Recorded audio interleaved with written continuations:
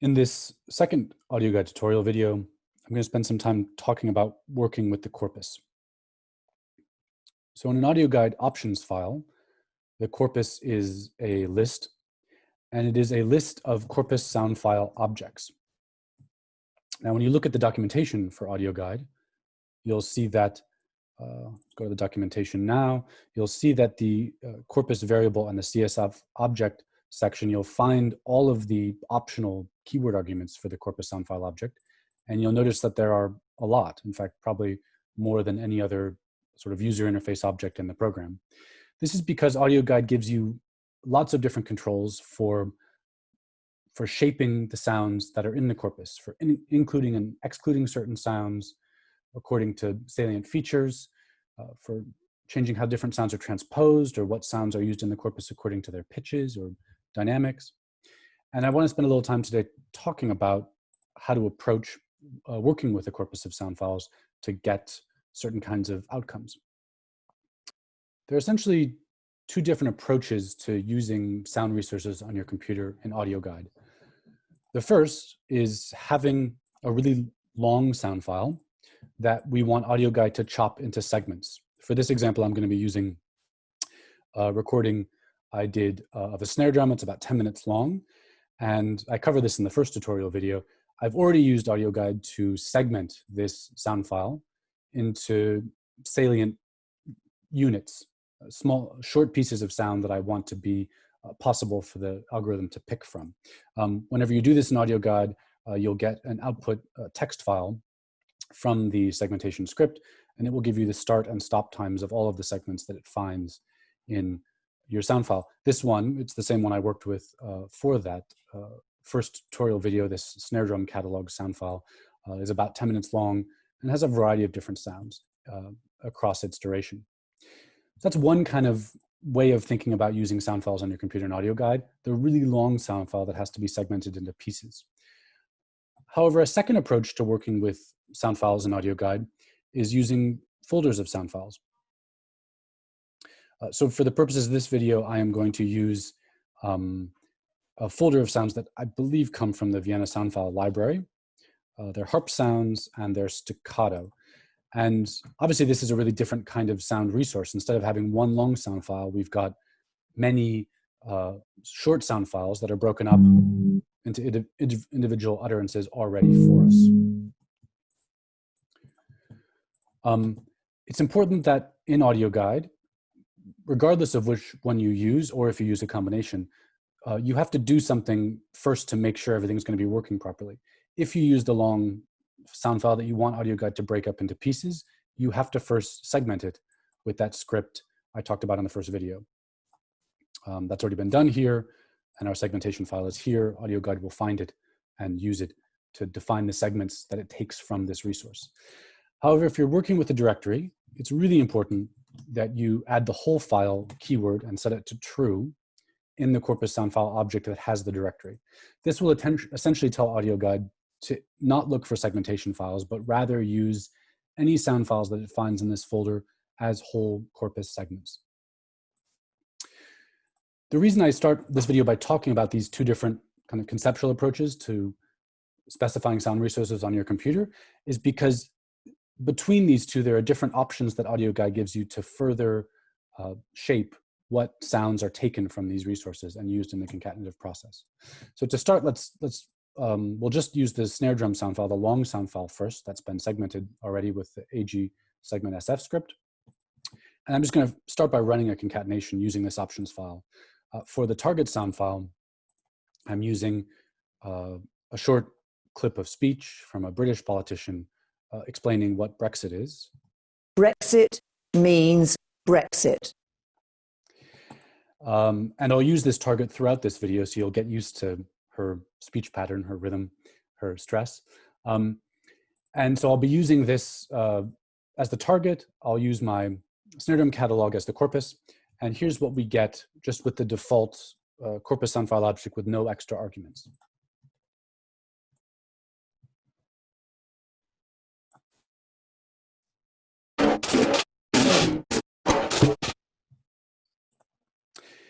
Now, when you're working with long sound files like this, AudioGuide gives you some interesting keyword argument controls for essentially including or excluding segments from that long sound file based on the start times of the segments. So if I use the start keyword, AudioGuide will essentially ignore any segment from this sound file whose start time is before 500 seconds.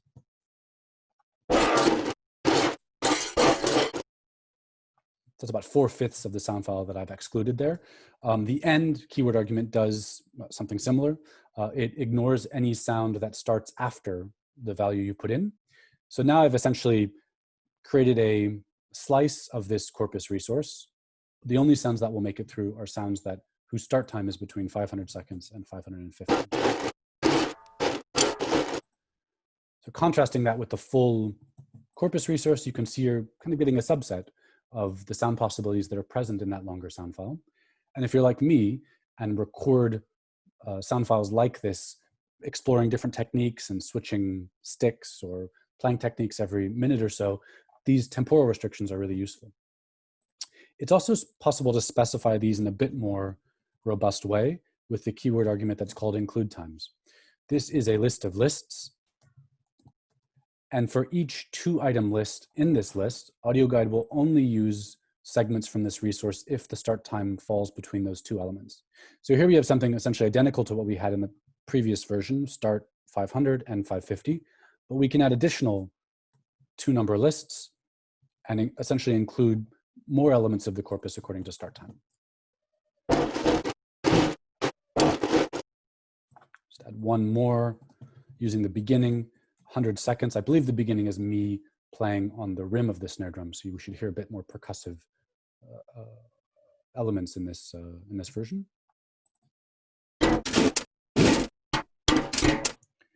It's important to note that include times also has its evil twin brother, exclude times, which does the opposite. Any sounds that occur in any of these 2-number lists at the start time of any of those sounds that happen in between any of these 2 will be excluded from the corpus sound file object rather than included.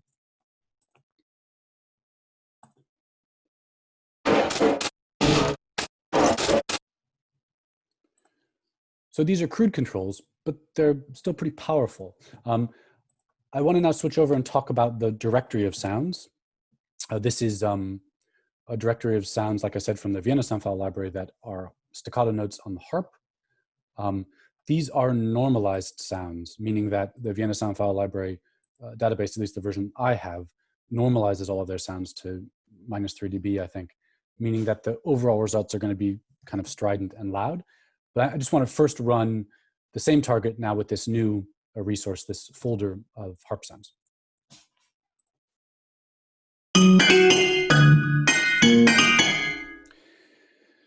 Now we don't have any of all of the controls I talked about before with the snare drum are sort of no longer operable in the directory of sound files as corpus entry format, right? Here we have the element of time in this sound file that I was essentially playing with to include and exclude different segments from that resource. Here we no longer have that. The directory of harp sounds is simply a list of file names. And so we no longer have a way of using time as a filtering mechanism to shape what sounds make it into our corpus. However, oftentimes with these sound file libraries like Vienna, there's a lot of interesting information written into the file name itself. So even though we can't use the temporal include and exclude mechanisms, there's also something called include string in the AudioGuide corpus sound file object. And this essentially says, include any sound from this folder of sounds if the string that I'm typing in matches, the substring here that I'm typing in matches the file name in some way. So as long as the file name includes the string C#, which you can see there's several that do, those files will make it through.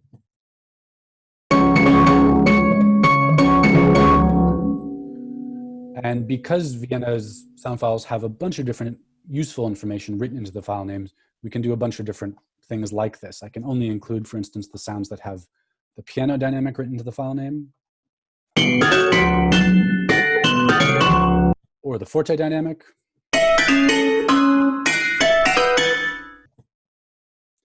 So while the include and exclude times don't work, include and exclude string do work and give you a sort of crude set of controls once again over filtering what sounds from a directory of samples make it through into the corpus. One note while I'm here, let's go back to include string piano. One thing I should say is that AudioGuide has a keyword argument called scaleDB. For each corpus sound file object, this can be a different value, and this essentially lets you turn down the volume on some louder elements or indeed boost the volume on some softer sound file resources you're using. Here I'll reduce the volume of the harp sounds by 20 dB so it's a bit more palatable. Because this is a normalized directory of sounds, the piano sounds are as loud as the forte sounds in this sample sound file directory, which is not ideal. I actually have a hack argument you can give to scaleDB called file name dyn. This will attempt to find a dynamic written into the file name of the sounds in the folder. And if it does find one, it will apply an appropriate decibel scaler to make it sound a bit more realistic. So here, you'll hear a big difference now because I'm not just scaling by 20 dB, but I'm actually making the piano sounds piano and making the forte sounds quite a bit louder in terms of the scaling.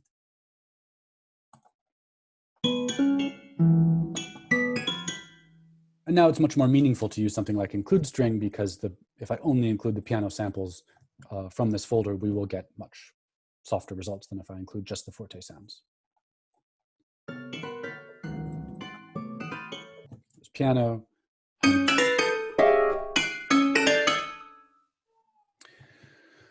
Okay, so two different sets of controls, one that are based on the timing of segments for long segmented sound files, and the second that are based on the file names for directories of sound files like this one.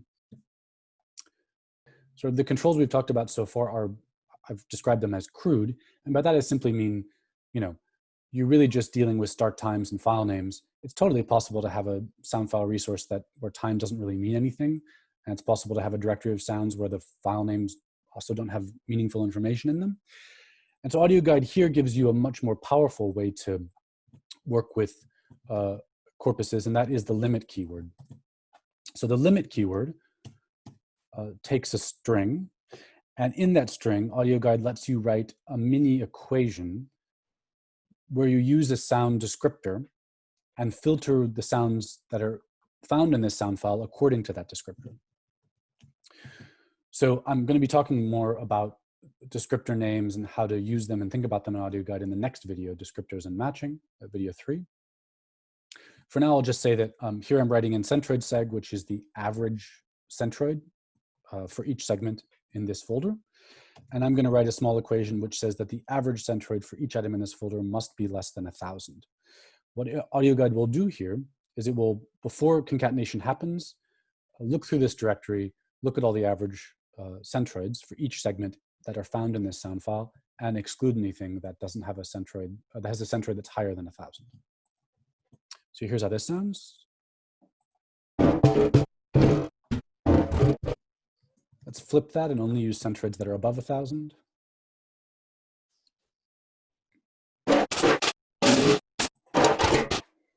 So you can see much brighter results because we're asking for sounds that have a higher average sort of spectral energy.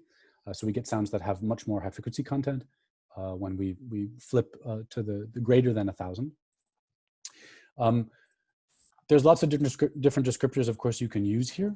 You can use amplitude and only have sounds that are below a certain loudness. Sorry, above a certain loudness.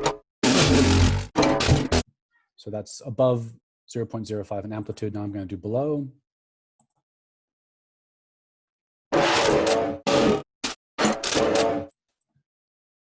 Hopefully you get the idea. Limit essentially lets you filter the corpus according to a salient perceptual feature before concatenation even happens. And you can get these really interesting and effective sort of shadings and differences between different runs of the program according to the restrictions you're putting into the limit keyword. Like I said, this works with all different kinds of features, including MIDI pitch. So let's do a version for the harp that only has MIDI pitches below middle C. And now we'll do one that's only above middle C.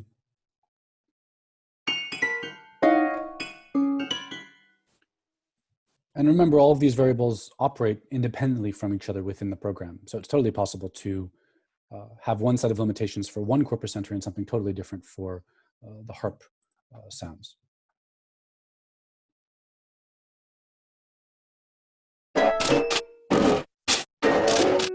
So high harp sounds and relatively soft snare drum sounds.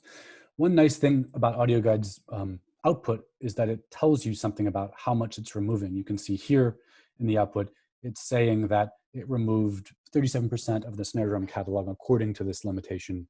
It tells you how much of the harp folder it removed, how many of the segments it removed as well. One final thing I want to say about this is that sometimes dealing with these numbers can be a little bit tricky because it's hard to know the range of amplitudes, for instance, within a folder of sounds or a long sound file. And essentially you're kind of more or less guessing at what you think the right number is to for the sounds that you want to cleave off. AudioGuide also lets you specify limitations as a %.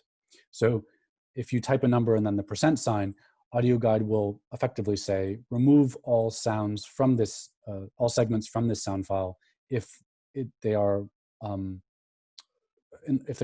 50% in loudness, is essentially what I'm saying here. So the percentage lets you not worry so much about the exact descriptor values and worry more about how those descriptors, the range of descriptors that are present in the sound file.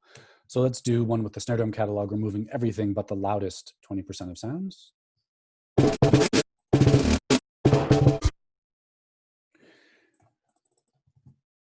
One of the final thing I want to say about this is that it's really important to remember that the corpus is a really flexible space and that you can have as many CSF objects as you want.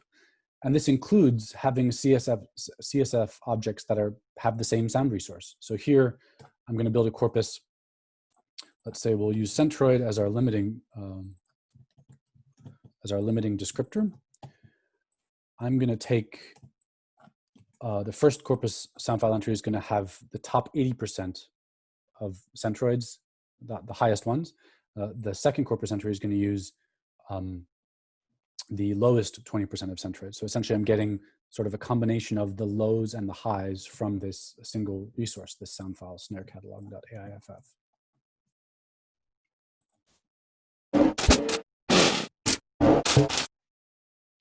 So you get more of you can hear sort of a donut in spectral content in this version. You hear some high things, you hear some low things, but not very much in the middle. And any other keyword argument you want to add to any individual corpus sound file entry will only apply to that one. So I know I haven't talked about this, and this is something you can look at in the documentation if you're interested, but there is a keyword called trans method. I'm going to tell it to randomly transpose samples from this corpus sound file object from between, let's say, 8 semitones and 15 semitones, quite a bit. This will make our highs that we hear in this concatenated version even higher.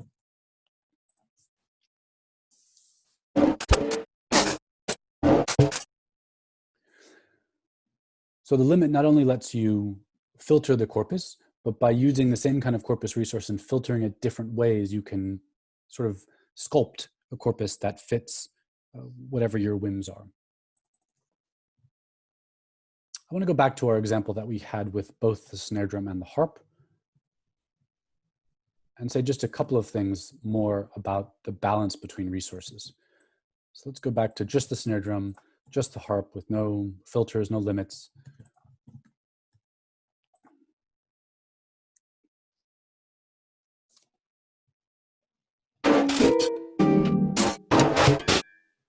We have a lot of snare drum in this example and not a lot of harp. And there's two, actually for the purposes of this video, I'm just gonna talk about one interesting corpus keyword argument that you can use to get a better balance between sound, how many sounds are picked from different corpus entries in your corpus object. So we had, I think, a bit too much snare drum in that one if we're after balance. And there's a corpus argument called scale distance. This effectively, the higher it is, the default is 1, and the higher it is, it makes segments from this resource less likely to be picked. A bit more technical explanation of that if you want to read the documentation, but for now, that's all that really matters. The larger this is above 1, the less likely we are to get something from the snare drum catalog, and effectively we can kind of balance our two resources according to scale distance. Here, to make less snare drum, I'm going to set it to 2.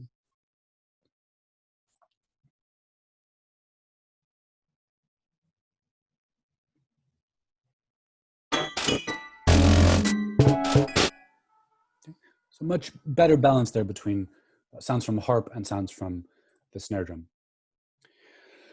There's other keyword arguments that have to do with how corpus sound file segments within a CSF object can behave in time. You can adjust how densely the different elements can overlap with themselves. You can adjust how often they happen in time, that they're valid to be picked in time. Those are things I'm going to talk about in the 4th video, layering and polyphony, which generally we'll talk about density and how the kind of controls AudioGuide gives you to address density in the concatenation process. So I'm going to leave those to the side for now. So there's just one other corpus sound file keyword I want to talk about in this video, having to do with filtering and shaping the corpus, and that is a keyword argument called pitch filter. The syntax of pitch filter is a little bit complicated. It will become clear why in a moment, but pitch filter is unlike the other variables we've looked at where we're just setting a variable name equals a number or a string. Here we're actually setting the variable name to a dictionary. The dictionary takes a key called pitches, and the value of that key is a list of pitches. I'm going to write MIDI pitches here, but I'll talk more about other options in a second. It also takes a key called tolerance with a number of semitones. And essentially what pitch filter is going to do is it's going to say, before concatenation happens, remove any sounds from the harp staccato folder that don't have one of the pitches in this list. And if you add the keyword tolerance and specify a number, it will keep pitches that are plus or minus 3 semitones from any of these 3 numbers, and it will automatically transpose them, AudioGuide will, to be those pitches. So essentially tolerance gives you more of the folder of sound files you're working with and transposes them to fit the 3 pitches that I've written in this 3-number list.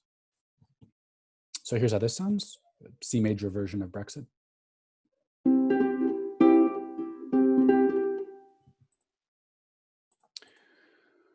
And it's important to say that pitches, I wrote MIDI pitches there. It's possible to write quarter tones. It's possible to write any division of the semitone that you want. It's also possible to write pitches as strings rather than as MIDI numbers. In this case, I'll write E4. Let's write G6 instead of 2 octaves above the original G I had. Another cool thing about pitch filter is that in addition to specifying pitches, like I've done here, either in string format or MIDI format, you can also specify pitch classes. Pitch classes are detected by AudioGuide whenever you write a pitch that's between 0 to 11, a MIDI pitch. 0 to 11 is kind of too low. And so AudioGuide will automatically convert this into a pitch class. And this means that essentially any E in any octave will work, will pass through the algorithm and be used. So here we're going to make a pitch filter essentially that has C quarter tone sharp for any E and G6.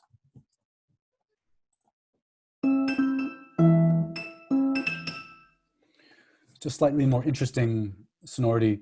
This is a chord I wrote. Obviously, you can have more than 3 pitches. Here's a 7-note chord. These are actually all of the frozen pitches from Webern's Piano Variations, Movement 2, Opus 27. All the pitches that don't change register in that movement.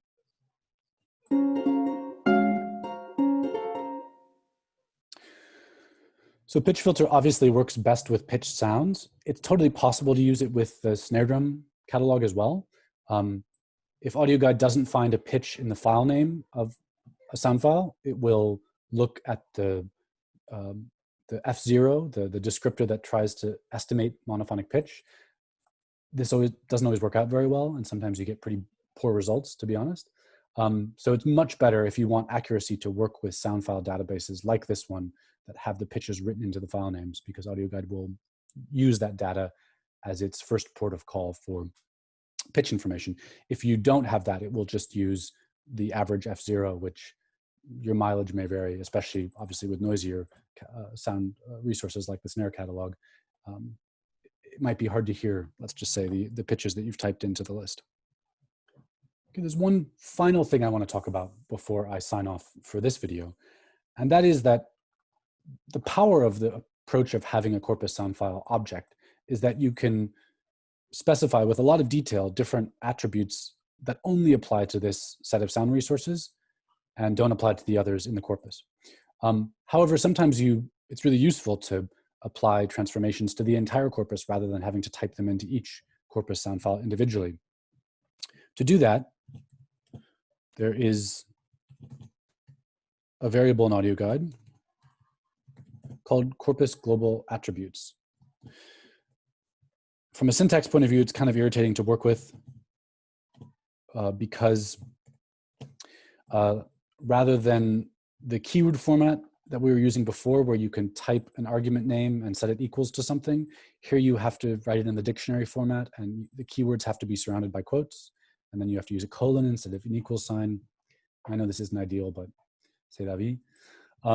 So corpus global attributes will apply any of the corpus keyword arguments that are in the documentation to all of the CSF objects that are in your corpus. So here, I'm going to scale all of my corpus data by 20 dB and make them quite a bit softer than original.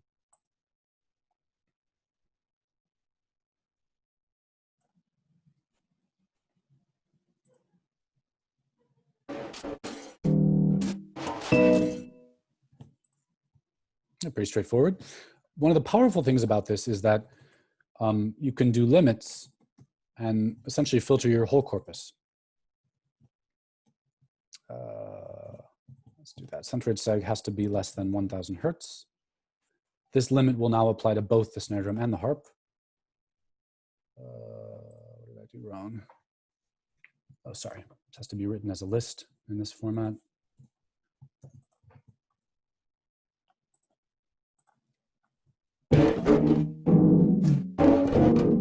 So here we get a much darker kind of flavor on this corpus. If we reverse it and say above 1000 hertz, we'll get a much brighter, tinier rendition of this concatenation. Everything functions identically as if you were just to copy and paste these keywords and paste them into the corpus sound file objects, except for one thing. If you use percentages in your limits, AudioGuide will automatically adjust those to map over the entire span of the corpus.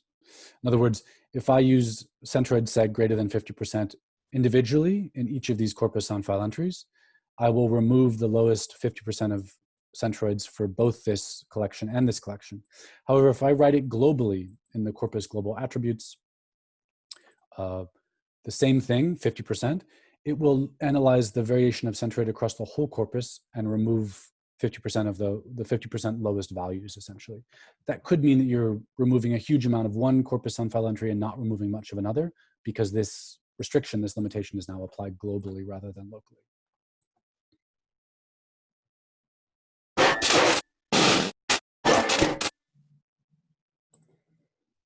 Okay, so that's all for this tutorial. In the next one, I'll be talking about descriptors, these strings that you can see scattered throughout the options file that essentially specify to AudioGuide how similarity is measured.